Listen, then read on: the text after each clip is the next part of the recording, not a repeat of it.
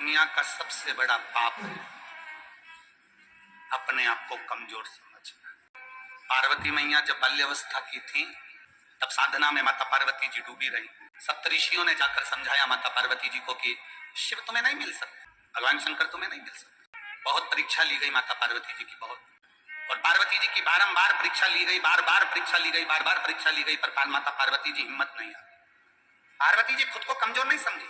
उनको मालूम था कि अगर मैं शंकर को जप रही हूं, मैं शिव को भज रही हूं, मैं भगवान शंकर का गुणगान कर रही हूं, मैं शिव तत्व को जान रही हूं, तो ये पार्वती जी के मन में एक भाव उत्पन्न हो गया था कि मुझे शिव मिलेंगे, मुझे उग्रदानी मिलेगा, मुझे मेरा महादेव मिलेगा। शिव को पाने की ललकता आपके भीतर होना चाहिए। हम फिर निवेदन करेंगे कि अपने भीतर एक ऐसा तत्व, अपने भीतर ऐसा समर्पण, अपने भीतर भगवान की अविरल भक्ति को अपने भीतर ऐसा समाहित कर लो कि एक ना एक दिन ऐसा आए कि मेरा शिव तुम्हारे सम्मुख में आकर खड़ा हो जाए और तुम्हारे को दर्शन देकर जाए। इतना अपने आप में बल उत्पन्न करो। हम आपसे पूछें, अभी चीटा देखा है? चीटा बोलते हैं कि मकोड़ा बोलते हैं? यहाँ पे क्या बोलते हैं, चीटा की मकोड़ा? अरे जम के तो बोलो, चीटा ना। चीटा जब जन्म लेता है तो उसमें पंख रहते हैं क्या? जम के बोलो जरा। नहीं रहते। चीटा जब जन्म लेता है तो उसमें पंख नहीं रहते, पर चीटा अपने कर्म में लगा रहता है, अपने कार्य में लगा रहता है और कर्म करता रहता है, कार्य करता रहता है, करता रहता है, करता रहता है, करता रहता है, करता रहता है। धीरे धीरे धीरे धीरे चीटे में पंख आ जाते। देखे आप लोगों ने चीटे में पंख? चीटा जन्म लेता है जब उसमें पंख नहीं होते हैं, चीटे में पंख नहीं रहते हैं, पर चीटा अपना कर्म करता रहता है, कर्म करता रहता है, तो चीटे में पंख आ जाते हैं, चीटे में पंख उत्पन्न हो जाते हैं और वो चीटा भी उड़ने लगता है। जरा विचार करना, चीटा अपना कर्म करता रहता है तो एक दिन परमात्मा उसको भी पंख लगा देता है, और यदि आप अपने कर्म के प्रति जागरूक हो जाएंगे तो वो परमात्मा आपको भी पंख लगाकर आगे बढ़ाए, आपको अपनी मंजिल तक पहुंचा दे।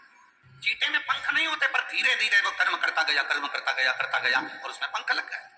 कर्म करता गया और उसमें पंख आ गए, वो उड़ने लगा, वो आगे बढ़ने लगा।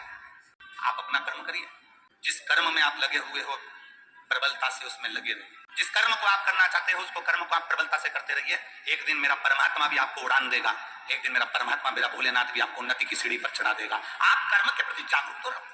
आप कर्म के प्रति जागरूक नहीं और सोचें कि हम बहुत कुछ कर लें, हम बहुत ऊंचे उठ जाएं, हम बहुत आगे बढ़ जाएं, तो शिव महापुराण की कथा कहती है कर्म प्रधान है, आपका कर्म पहले करना है। श्रीमद् भगवत कहती है, श्रीमद् भगवत गीता कहती है, श्रीमद् भागवत कहती है, रामचरितमानस कहती है, विष्णु पुराण कहती है, गर्ग संहिता कहती है, स्कंद पुराण कहती है, नर्मदा पुराण कहती है, लिंग पुराण कहती है। ऐसी कोई पुराण नहीं जो कर्म की प्रधानता नहीं बताती। प्रत्येक पुराण कर्म प्रधान है और प्रत्येक पुराण कहती है कि आप अपने कर्म में जागरूक रहिए, आप अपने कर्म में प्रबलता बनाकर रखिए।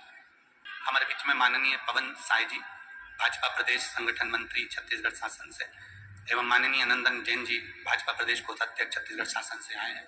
आप दोनों पधारे, व्यासपीठ का पूजन करने के लिए पधारिए। एक बार इनके लिए जोरदार ताली बजाकर स्वागत करूंगा।